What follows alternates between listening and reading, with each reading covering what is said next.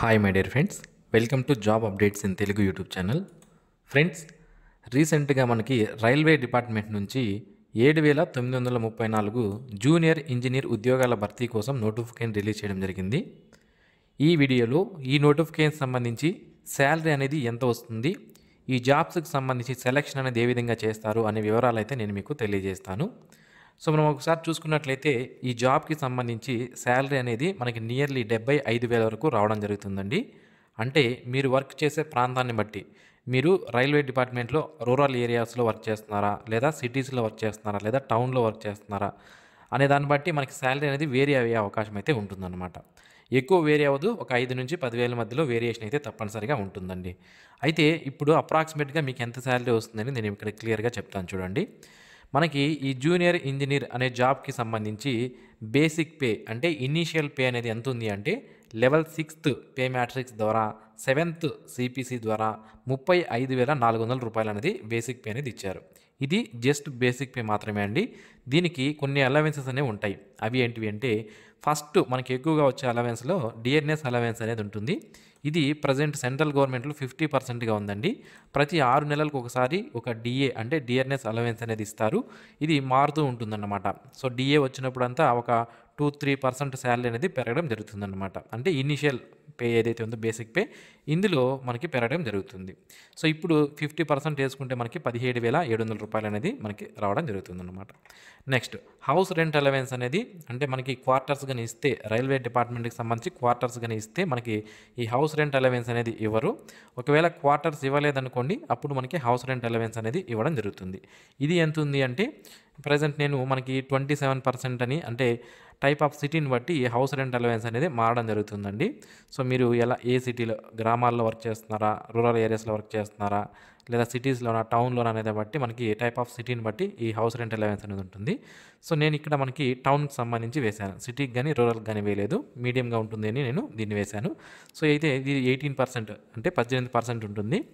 టౌన్కి సంబంధించి 6,372 రూపాయలు అనేది మనకి ఇక్కడ ఇవ్వడం జరిగింది. ఇక నెక్స్ట్ అలవెన్స్ వచ్చి ట్రాన్స్పోర్ట్ అలవెన్స్. ఈ ట్రాన్స్పోర్ట్ అలవెన్స్ ఏంటి అంటే, మనం ఇంటి దగ్గర నుంచి మన వర్క్ ప్లేస్కి వెళ్ళడానికి ఈ ట్రాన్స్పోర్ట్ అలవెన్స్ అనేది ఇవ్వడం జరుగుతుంది. ట్రాన్స్పోర్ట్ అలవెన్స్ అనేది 2,412 రూపాయలు ప్రజెంట్ ఇస్తున్నారు. నెక్స్ట్ ట్రావెలింగ్ అలవెన్స్ అండి. ఇక్కడ మీకు డౌట్ వస్తుంది, ట్రావెల్ అలవెన్స్ ట్రావెలింగ్ అలవెన్స్ రెండు ఒకటే కదా అని. సో ట్రాన్స్పోర్ట్ అలవెన్స్ అంటే ఏంటి అంటే, మన ఇంటి దగ్గర నుంచి మనకి వర్క్ ప్లేస్ ఏదైతే ఉంటుందో అక్కడికి వెళ్ళడానికి ఈ ట్రాన్స్పోర్ట్ అలవెన్స్ అనేది ఇవ్వడం జరుగుతుంది. ట్రావెలింగ్ అలవెన్స్ అంటే మనం డ్యూటీలోకి వెళ్ళిన తర్వాత అక్కడ నుంచి వేరే చోటుకి వెళ్ళి అక్కడ వర్క్ చేసి మళ్ళీ వస్తాం కదా. సో అంటే మనము ఆఫీస్ వర్క్ పర్పస్ కోసం ఏదైతే వెళ్తామో అప్పుడు మనకి ఇచ్చేదాన్ని ట్రావెలింగ్ అలవెన్స్ అనేది అనడం జరుగుతుంది. ఇది అప్రాక్సిమేట్గా 15,000 రూపాయల వరకు కూడా రావడం జరుగుతుంది అనమాట. సో టోటల్గా నియర్లీ 70,000 నుంచి 75,000 మధ్యలో మనకి శాలరీస్ అయితే వచ్చే అవకాశం అయితే ఉంటుంది, మీరు కనుక జూనియర్ ఇంజనీర్గా జాయిన్ అయితే.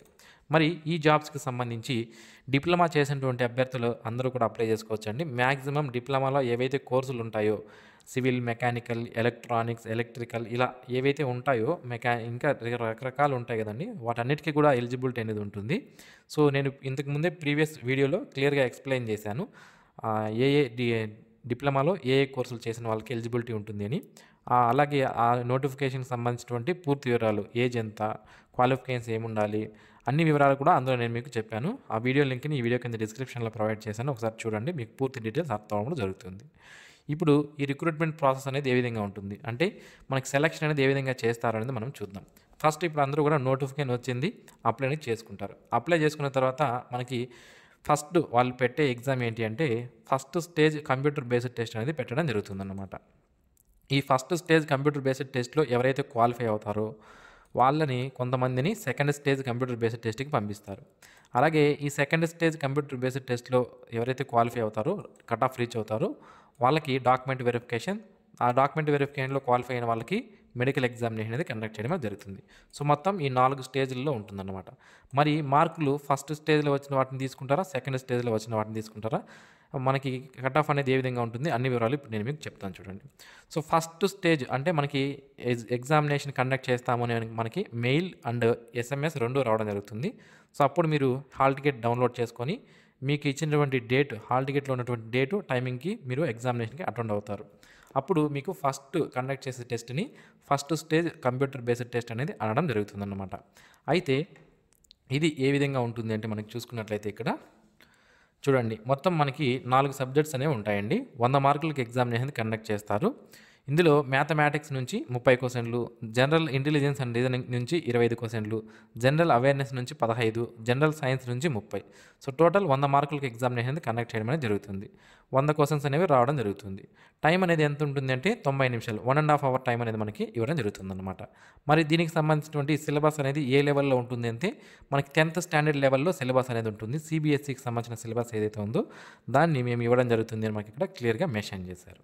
ఓకే, నెక్స్ట్ ఇప్పుడు ఎవరైతే ఇందులో కట్ ఆఫ్ అనేది పెడతారండి, కేటగిరీ వైజ్గా అంటే క్యాస్ట్ వైజ్ కట్ ఆఫ్ అనేది పెడతారు. కంప్యూటర్ బేస్డ్ టెస్ట్ 1 కంప్లీట్ అయిన తర్వాత అందులో ఎవరైతే కట్ ఆఫ్ రీచ్ అవుతారో వాళ్ళని సెకండ్ స్టేజ్ కంప్యూటర్ టెస్ట్కి పంపిస్తారు. ఎంతమందిని పంపిస్తారంటే ఒక పోస్ట్కి 15 మందిని మనకి సెకండ్ స్టేజ్ కంప్యూటర్ బేస్డ్ టెస్ట్కి పంపించడం జరుగుతుంది.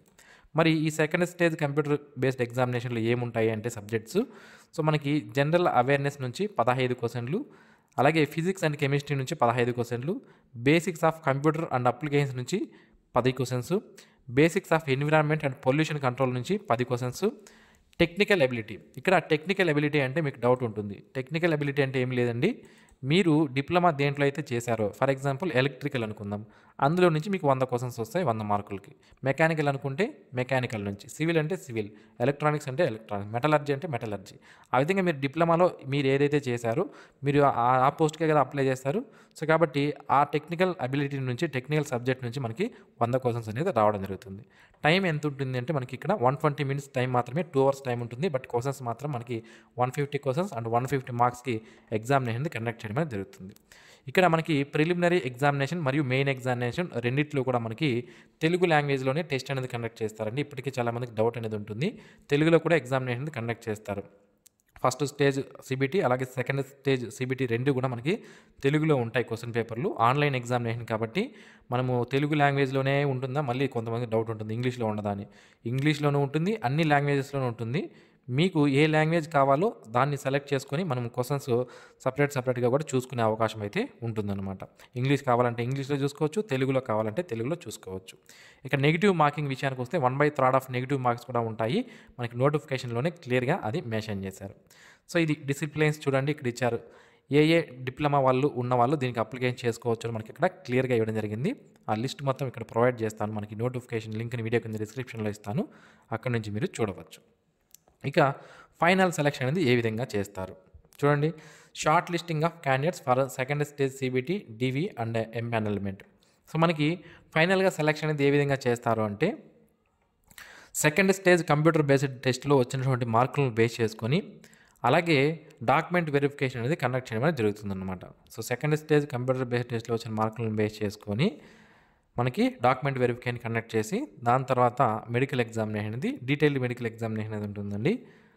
అప్పుడు ఆ మెడికల్ ఎగ్జామినేషన్ కండక్ట్ చేసి ఫైనల్గా సెలెక్ట్ చేస్తారు.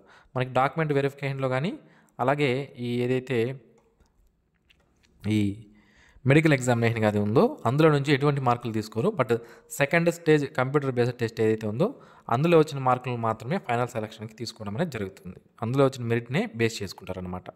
ఓకే, సో ఇది ఫ్రెండ్స్ ఈ నోటిఫికేషన్ సంబంధించినటువంటి పూర్తి వివరాలు. అంటే మనకి శాలరీ అనేది ఎంత వస్తుంది, అలాగే దీనికి సంబంధించినటువంటి సెలక్షన్ ప్రొసీజర్ అనేది ఏ విధంగా ఉంటుంది అనేది తెలుసుకున్నాం. మీ ఫ్రెండ్స్ ఎవరైనా డిప్లొమా క్వాలిఫికేషన్ ఉంటే తప్పనిసరిగా వాళ్ళకి షేర్ చేయండి, వాళ్ళకి ఈ వీడియో అనేది ఉపయోగపడుతుంది. అండ్ ఈ వీడియో మీకు నచ్చినట్లయితే లైక్ చేయండి, మీ ఫ్రెండ్స్కి షేర్ చేయండి. Thanks for watching. Have a nice day friends.